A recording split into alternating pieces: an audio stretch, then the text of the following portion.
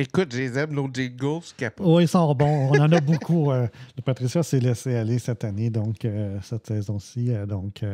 Elle s'est offert plein de petites intros. Donc, selon l'histoire, je voulais vous apporter l'anniversaire, le 33e anniversaire du World Wide Web. Et ce qui est drôle dans le cas du World Wide Web, c'est que ça a été inventé, ou à tout le moins conçu en France. Là, c'est au CERN, le CERN, qui est je vais juste relire mes Le Centre notes. d'études et de recherche nationale. Oui, qui est en France et qui avait des gens qui faisaient de l'expérimentation sur des ordinateurs pour être capable d'avoir ce qu'on appelle de l'hypertexte, donc avec des hyperliens qui étaient la base de leur recherche et de leur travail. Et c'est le 6 août 1991 que, pour la première fois, sur Usenet, un message a été envoyé pour dire que le World Wide Web venait d'être créé et était maintenant potentiellement là, disponible, j'imagine, pour ceux qui avaient les accès.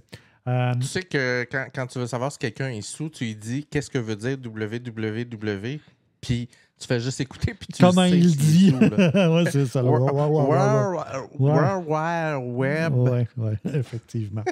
Donc, c'est Robert Caillot que vous voyez à gauche, Jean-François Abramatic au centre, et le fameux concepteur, le Tim Berners-Lee, qui est à droite, qui est vraiment celui qui a vraiment conçu la base du World Wide Web. Protocole IP. Oui, le protocole IP. Bon, il y avait, je pense, 3 éléments assez clés dans ce qu'il a inventé.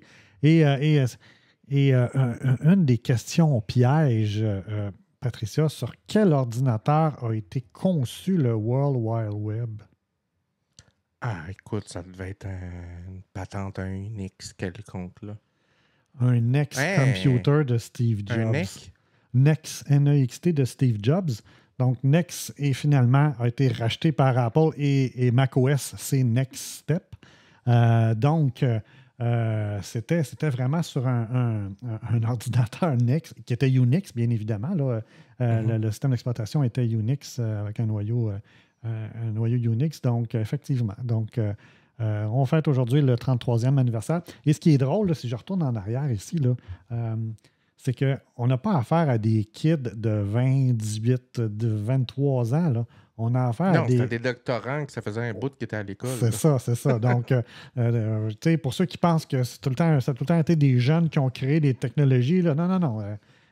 Il y a eu des années où c'était des personnes plus âgées, plus expérimentées, surtout dans ces années-là, là, où tout était à créer. Donc, c'était, Patricia, mon histoire, mon moment dans l'histoire. On va regarder le tien de ton côté.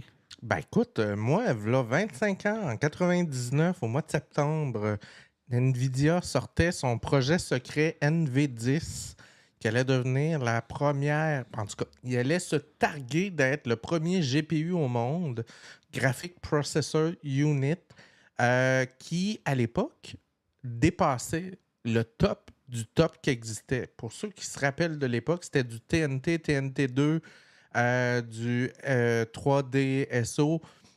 Donc, ça dépassait cette carte-là d'un coup, entre le mois d'août et le mois de septembre, on passait d'une augmentation de 50% de performance entre les deux technologies. Juste pour vous donner une base, là, il n'y a à peu près rien qui sort de nos jours qui a 50% de performance par rapport à l'année d'avant. Ah non, 10, 15, là, mais max. Ouais, c'est ça. On 10, 15, puis on fait des gros show-off. Donc, la GeForce 256 qu'elle a révolutionné, c'était la première qui avait un shadower. Shadower, c'était la première fois qu'on pouvait intégrer dans des jeux vidéo abordables pour monsieur, madame, tout le monde, la possibilité d'appliquer une surcouche sur les objets pour pouvoir leur donner un effet 3 dimensions. Donc, un shadower, c'est un calcul qui permet d'ajouter une couleur, une surface, pour donner l'impression à un objet qui a une 3 dimensions. Donc, si vous prenez un cercle, puis que vous y appliquez un shadower par-dessus avec un effet lumineux dans un coin, ben vous allez avoir l'impression que c'est soudainement une balle, parce que ça donne l'effet d'un reflet. Donc, la carte permettait de calculer en temps réel. Elle était sortie en 2 versions, d'abord en SSD et un petit peu plus tard en SDR, excuse-moi, Puis un petit peu plus tard, quelques mois, dans le coin de Noël, est sorti en DDR, qui était encore là, je pense, un 15-20% de plus que la sortie. Ça a fait les ravages à travers le monde et évidemment, sont devenus par la suite ce qu'on connaît de NVIDIA, là, un des plus grands fournisseurs mondiaux, non seulement de GPU, mais à ce temps, qui se spécialise dans un paquet d'autres choses. 3DFX Voodoo, ouais, c'était quelque chose on capotait. Non, c'est ça. On capotait à l'époque. C'était des moments assez hallucinants là, quand on voyait les progressions. Puis surtout qu'il était tellement niché, NVIDIA, qu'il n'y avait pas vraiment de grosse compétition. Là. Il était vraiment des maîtres à bord de ce côté-là. Là, puis c'est ça. Ça nous permettait d'avoir... Moi, j'en ai un autre, Patrice. Vas-y. Alors, prochaine vidéo, c'était encore là 20... I met 25-year-old Stanford PhD students Sergey Brin and Larry Page, who have started an internet search company called Google. Le bureau de Google. The company's right here in Larry and Sergey's room in the William Gates building at Stanford. The Google boys, as part of their PhDs, created a search engine, software that finds useful information on your behalf on the internet. It does what Yahoo or Excite do, but Larry and Sergey believe it did it much better and believe they could form a company based on it. We talked to a couple of different people, like 4 people or something like that. On le parlait plein de money. We met this guy. He quickly, he took a quick look at our search engine. We chatted with him a little bit. We started talking about, well, he said, I'd be interested in investing. So he said, I don't want you guys to have to, take too low a valuation or to have to worry too much about these money things right now. Why don't I just write you a check? So he went back to his car, came back with his checkbook, and he wrote us a check for $100,000. The Google boys, meanwhile, are valued at $10 million and told me they were off to Burger King to celebrate. Wow, ils sont allés célébrer au Burger King et en quelques mois, ils sont passés de « on n'a pas un sou » à « on est évalué à 10 millions de dollars ».